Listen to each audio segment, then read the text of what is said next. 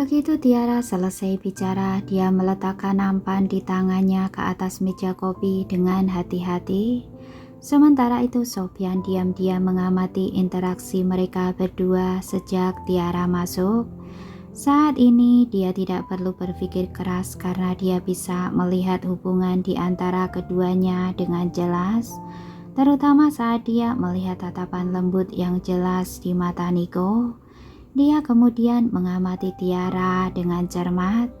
Gadis itu terlihat muda dan mungil, namun dia memiliki sikap lembut yang khas seperti gadis dari Jayasena.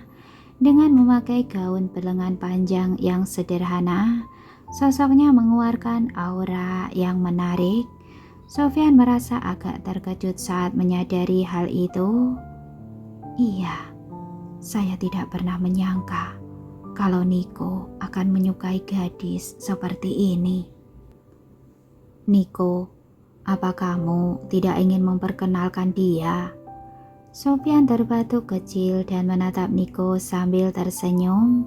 Niko melangkah maju dan memeluk Tiara. Begitu mendengar ucapannya, dia lalu memperkenalkan gadis itu dengan kelembutan yang tak bisa digambarkan.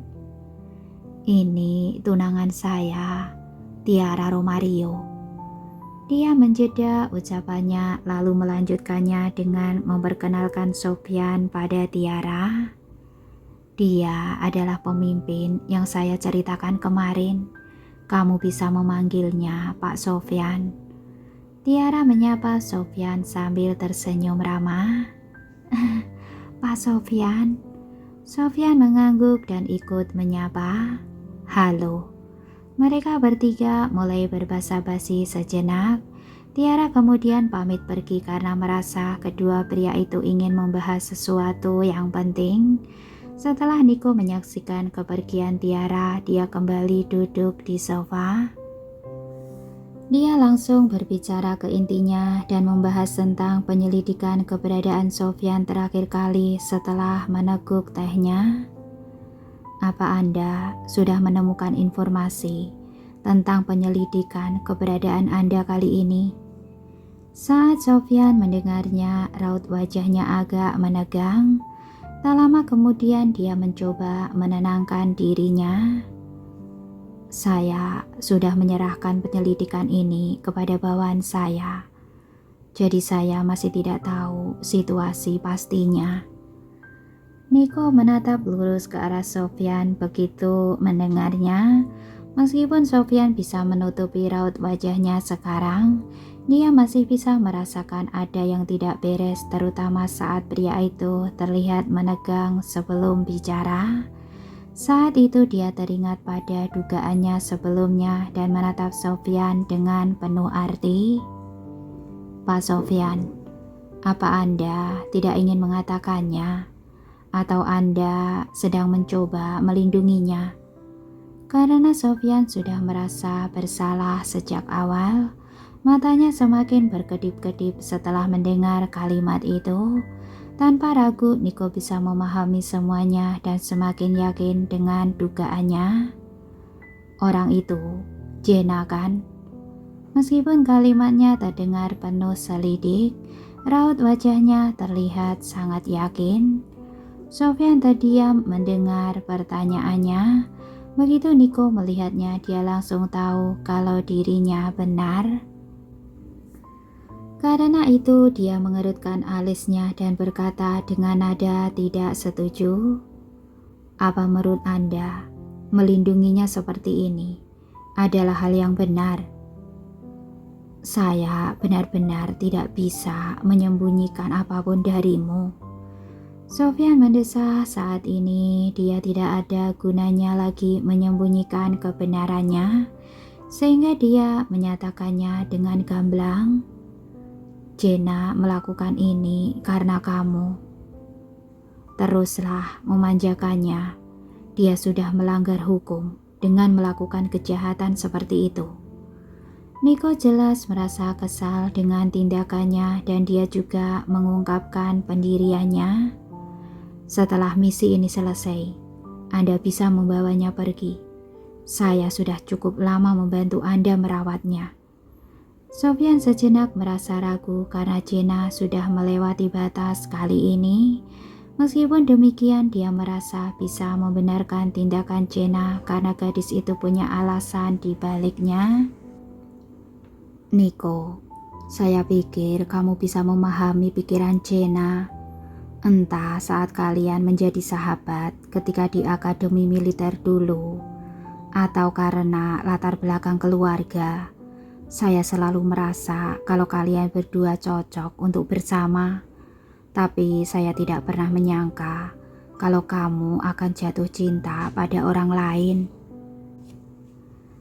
Saat Niko mendengar ucapannya, dia mengerutkan dahinya dan berkata dengan tajam, "Tidak usah membahas hal itu.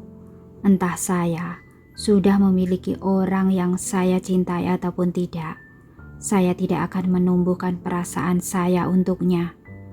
Sofyan tidak tahu harus mengatakan apa setelah itu. Meski begitu, Niko tidak merasa terganggu dengan sikap diamnya dan melanjutkan, "Apalagi karena insiden kali ini, saya tahu kalau Anda bisa mengabaikan tipuannya karena dia adalah bawaan Anda.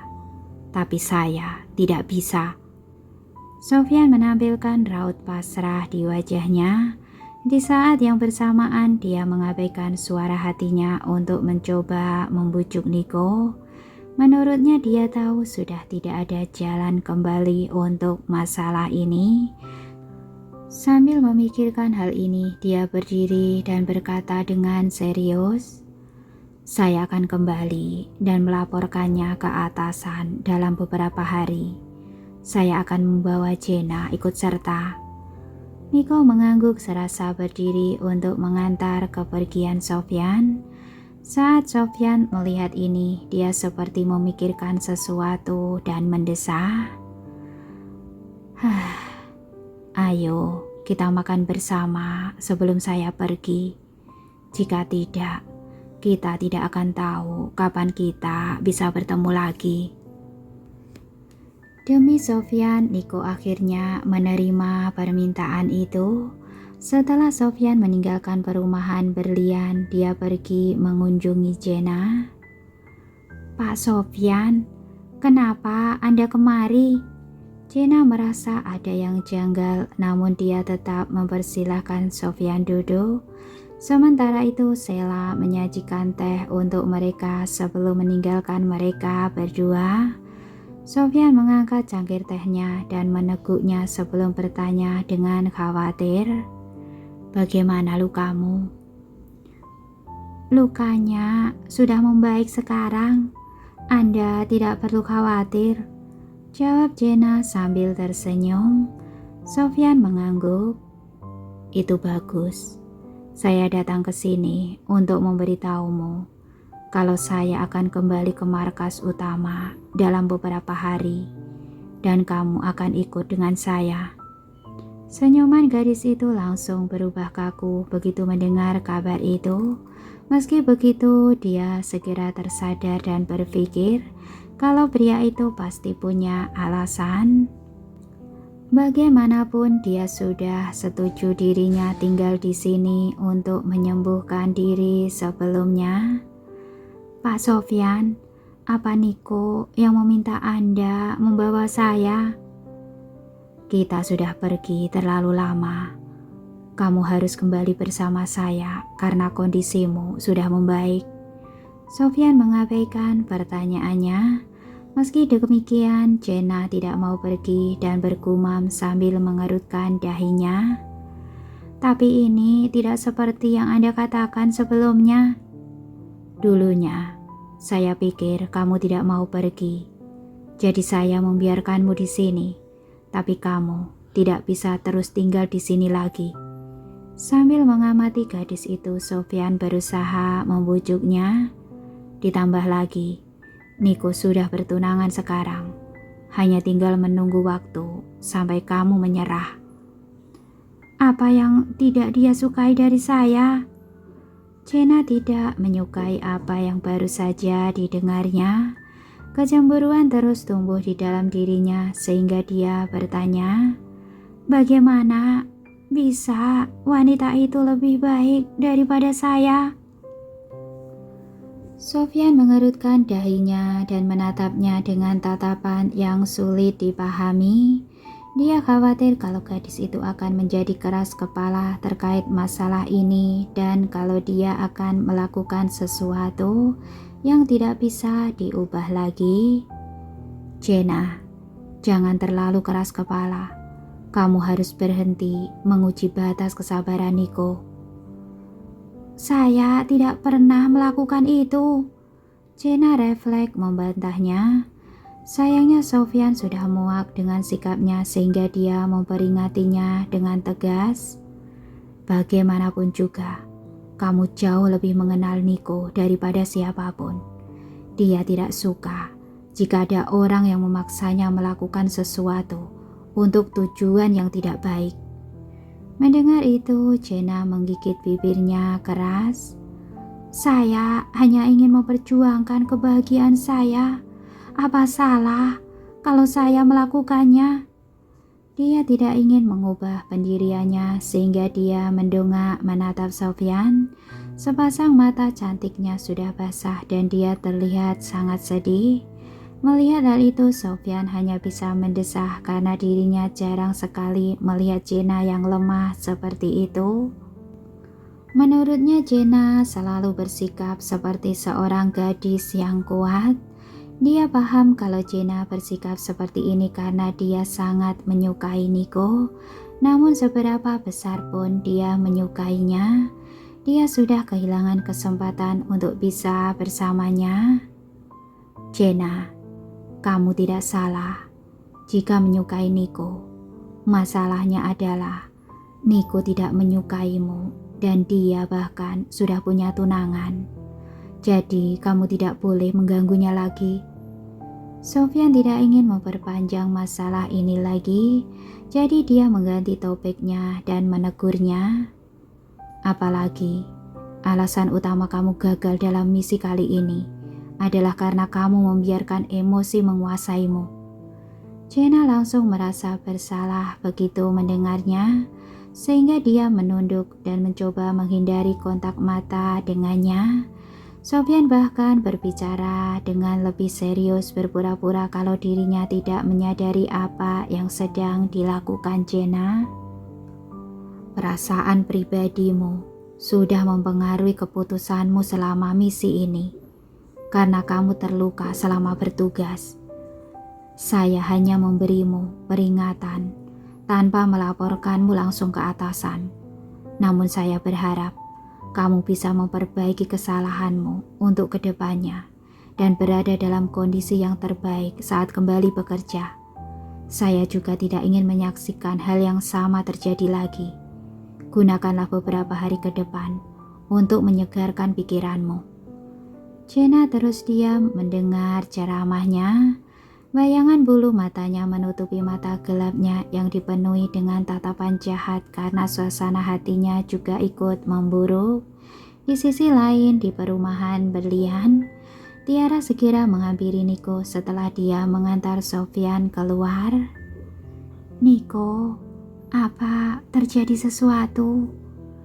Dia khawatir Sofyan akan meminta bantuan pada Niko sama seperti sebelumnya. Niko tahu kalau gadis itu khawatir padanya, jadi dia tersenyum dan menenangkannya. Bukan apa-apa, Sofyan datang untuk berpamitan. Jenna juga akan ikut pergi bersamanya kali ini. Itu bagus. Tiara menghela nafas lega. Dia khawatir kalau Sofyan meminta Niko ikut dalam misi lagi. Sementara untuk Jenna, Tiara tidak terlalu peduli padanya. Itu karena dia percaya pada Niko dan perasaan mereka untuk masing-masing. Saat memikirkan hal itu, dia melangkah maju dan melingkarkan tangannya di pinggang Niko dan menyandarkan kepalanya di dadanya. Niko juga mengambil kesempatan itu untuk menariknya ke dalam pelukan yang hangat. Cahaya bersinar mengenai keduanya dan pemandangan pasangan kekasih yang berpelukan itu menjadi pemandangan yang indah. Tiara bisa mendengar detak jantung Niko sementara hidungnya dipenuhi oleh aroma murninya. Dia lalu berkata dengan lembut, "Berjanjilah untuk tidak terluka lagi. Saya tidak akan bisa menerimanya." "Jangan khawatir, saya tidak akan terlibat dalam hal itu lagi untuk kedepannya." Niko mengeratkan pelukannya dengan penuh ketentraman dan cinta. Pasangan itu terus bermesraan sambil menikmati kehadiran masing-masing dalam diam. Saat itulah Gary terbangun dari tidurnya. Saat dia menuruni tangga dan melihat keduanya tengah berpelukan, dia berlari ke arah mereka dengan sedikit cemburu. "Nona Tiara, saya juga ingin dipeluk." Mendengar itu, Tiara terkekeh seraya melepaskan pelukannya pada Niko. "Kemarilah, biarkan saya memelukmu."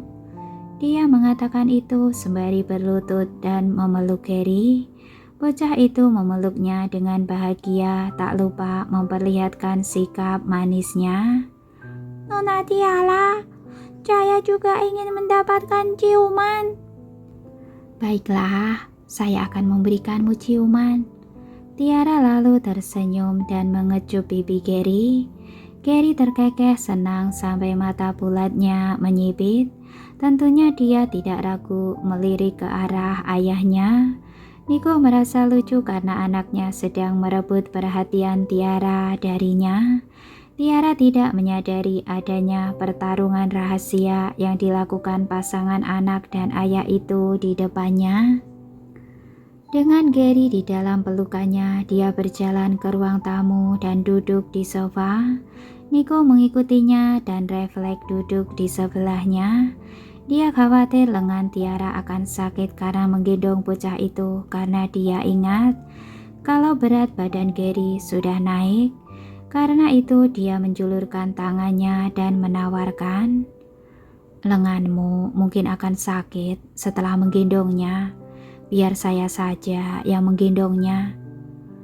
"Tidak apa-apa, ditambah lagi, kamu belum benar-benar sembuh dan tidak boleh mengangkat benda berat. Apa kamu sudah lupa perkataan dokter?" Wanita itu menatapnya dan pura-pura marah. Saat Niko mendengarnya, dia tertunduk dan tersenyum ke arah Gary yang masih berada di dalam dekapan Tiara. "Ayo turun, kamu sudah besar sekarang, dan Nona Tiara akan kelelahan jika menggendongmu kemana-mana."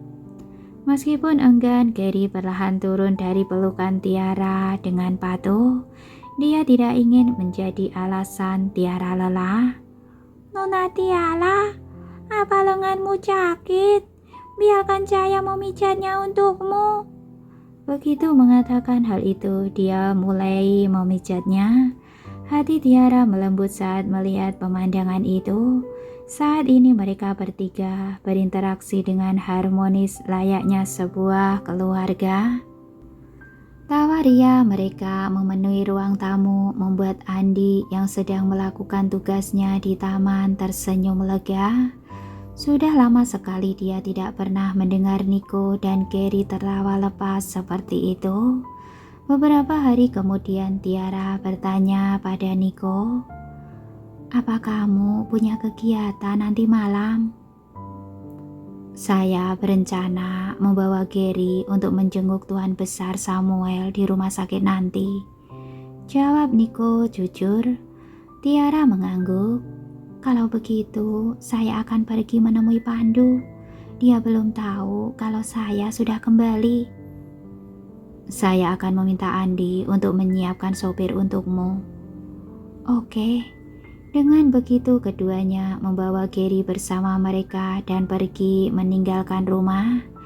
Di grup Romario, Tiara berhasil tiba di kantor adiknya tanpa kendala. Untuk memberikan adiknya kejutan, dia memastikan semua orang di perusahaan itu merahasiakan kedatangannya. Saat asisten Pandu menyadari kedatangannya yang tiba-tiba di luar ruangan kantor, dia juga ikut merasa terkejut. "Nona Tiara, Shh. Tiara memintanya untuk memelankan suaranya seraya berbisik. Apa Pandu ada di ruangannya? Asisten itu mengangguk dan menjawab dengan lembut. Iya. Jangan pedulikan saya akan masuk sendiri. Setelah Tiara mengatakan itu, dia mulai mengetuk pintu. Tok tok tok, tok tok tok. Masuk. Suara tenang Pandu memenuhi ruangannya. Saat Tiara memasuki ruangannya, dia melihat adiknya tengah sibuk dengan pekerjaannya. Karena dia tidak bisa melihat pertumbuhannya setiap hari, baginya pria itu seolah tumbuh dewasa dalam semalam. Di sisi lain, Pandu hanya bisa mengerutkan dahinya saat dia hanya mendengar langkah kaki tanpa adanya orang yang memberitahukan apapun. Pandu mengangkat kepalanya dan saat dia hendak menanyakan orang itu, wajahnya terlihat tertegun. Tiara, apa yang kamu lakukan di sini? Dia menatap Tiara dengan pandangan tak percaya. Tiara tersenyum melicik ke arahnya dan balik bertanya, apa kamu terkejut? Tentu saja. Dia segera bangkit dari kursinya dan menarik gadis itu duduk di sofa dengan gembira. Tiara tersenyum sebelum mengutarakan kekhawatirannya. Apa kamu menjaga dirimu dengan baik? Tentu saja. Tiara, kenapa kamu tidak memberitahu saya kalau kamu sudah kembali? Saya buru-buru kembali kali ini karena kakek Niko sakit. Apa kakeknya baik-baik saja? Iya, dia baik-baik saja. Tiara lalu mulai menceritakan kondisi Reksa padanya secara singkat. Pandu mengangguk dan bertanya, bagaimana proses pemulihan Niko? Dia sudah cukup pulih, jangan khawatir. Setelah itu keduanya melanjutkan obrolan mereka seputar keseharian mereka. Asisten Pandu kemudian mengetuk pintu dan masuk. Pak Pandu, ada sedikit masalah di bagian teknis. Anda perlu melihatnya. Hal itu menimbulkan raut tak senang di wajah Pandu karena dia enggan untuk pergi. Tiara paham kenapa dia enggan dan mencoba membujuknya. Kamu harus pergi dan menanganinya dulu. Saya akan menunggumu di sini. Pandu hanya bisa mengangguk pasrah. Oke, saya akan pergi melihat apa yang terjadi. Setelah itu dia berbalik dan memberi perintah pada asistennya. Suruh seseorang untuk menyajikan camilan dan buah-buahan untuk kakak saya. Oh, bawakan juga majalah untuknya. Asistennya mengangguk patuh dan kemudian pergi untuk melaksanakan tugasnya. Pandu mengatakan beberapa hal pada Tiara sebelum pergi ke bagian teknis. Beberapa saat kemudian salah satu pegawai membawakan camilan dan buah-buahan untuk Tiara. Tiara duduk di sofa dengan santai sambil menikmati buah-buahan dan memainkan ponselnya. Tiba-tiba dia mendengar keributan di luar sana. Nona Iva, tolong jangan menyulitkan saya. Pak Pandu benar-benar tidak ada di ruangannya. Minggir! Iva mengabaikan sekretaris Pandu dan bergegas pergi menuju ruangannya. Dia yakin kalau Pandu sengaja meminta pegawainya untuk memberitahunya kalau dia sedang tidak berada di ruangannya karena dia tidak ingin menemuinya. Setelah itu dia mendobrak pintu ruangan Pandu. Pandu Romario, kenapa kamu bersikap seperti ini? Saya sudah berkali-kali mencarimu, tapi kenapa kamu selalu menghindari saya? Setelah dia meluapkan amarahnya, dia akhirnya sadar kalau Pandu tidak ada di ruangannya. Dia justru melihat seorang wanita cantik tengah duduk di sofa. Tiara terkejut melihat Iva yang tiba-tiba masuk ke dalam ruangan itu. Oleh karena itu dia refleks mengamati wanita asing itu dengan seksama. Iva adalah seorang wanita muda yang usianya kemungkinan masih di awal 20-an dan pakaiannya terlihat mewah. Rambutnya yang coklat dan bergelombang terurai di belakang tubuhnya begitu saja, sementara wajahnya kecil dan sosoknya terlihat manis. Dia memang wanita yang mempesona. Namun satu-satunya hal yang kurang darinya adalah tatapan menghina miliknya yang membuatnya terlihat angkuh. Saat Tiara masih mengira-ngira siapa Iva sudah melontarkan pertanyaan kepadanya. Siapa kamu? Kenapa kamu bisa ada di ruangan Pandu? Iva menatap Tiara dengan tajam lantaran mulai merasa iri dengannya. Hal ini karena dia tidak pernah melihat Pandu bersama wanita lain. Namun sekarang seorang wanita duduk di ruangannya tanpa mempedulikan apapun. Dia bahkan makan cemilan di ruangannya begitu saja. Yang terpenting Iva berpikir kalau Tiara lebih cantik daripada dirinya. Tiara tentu tidak melewatkan tatapan kejam di mata Iva. Oleh karena itu dia mengerutkan alisnya dan bertanya, siapa kamu? Ini adalah tempat kerja. Apa kamu pikir sopan jika kamu memaksa masuk seperti itu? Iva tidak bisa berkata-kata dan menatap Tiara dengan tajam. Itu bukan urusanmu.